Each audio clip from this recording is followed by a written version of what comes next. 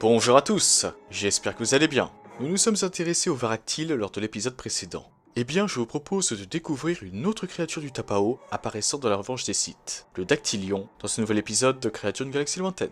Le Dactylion est une créature reptavienne, carnivore, originaire du Tapao, une planète rocheuse de la bordure extérieure. Mais il est également possible de la rencontrer sur Chantipole, une planète montagneuse de la bordure médiane.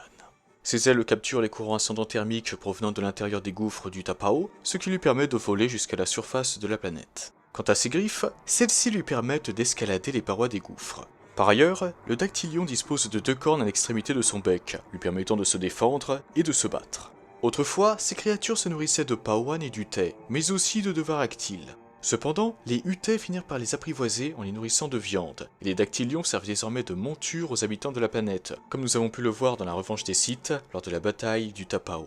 Leur bec cornu et leurs griffes puissantes leur permettent d'ailleurs d'attraper les ennemis. Ça, c'est tout ce que nous savons sur le Dactylion dans l'univers canon. Passons maintenant aux informations supplémentaires que nous fournit l'univers légende sur cette créature. D'une hauteur moyenne de 6 mètres et d'une envergure moyenne de 24 mètres, le Dactylion est le cousin du Varactyl. Bien qu'ils soient tous deux cousins, le premier a pour habitude de se rendre dans les nids de Varactyl pour y dévorer les œufs de ces derniers. À part cela, étudier les Dactylions permet aux habitants du Tapao d'en apprendre beaucoup sur les conditions météorologiques de leur planète. En effet, quand les créatures volent hors des gouffres, cela signifie que les vents sont faibles. Grâce à cette information précieuse, les habitants peuvent construire à la surface de leur planète en toute sécurité. Et voilà les amis, cette vidéo touche à sa fin, j'espère qu'elle vous a plu, et n'hésitez pas à me donner votre avis sur le Dactylion. Que pensez-vous de cet animal, et si vous faisiez partie de l'univers Star Wars, aimeriez-vous en chevaucher un? N'hésitez pas à me dire tout ça en commentaire. Pour la petite anecdote, il était prévu qu'un Dactylion serve de monture à Ki-Adi-Mundi dans la revanche des Sith, mais l'idée finit par être abandonnée.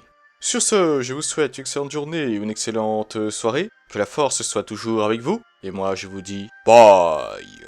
Merci à toi d'avoir visionné cette vidéo. Si elle t'a plu, n'hésite pas à la liker et à la partager. Cela permet de soutenir la chaîne. En outre, si ce n'est pas encore fait, tu peux t'abonner et activer la cloche des notifications pour être au courant de la sortie de toutes mes futures vidéos.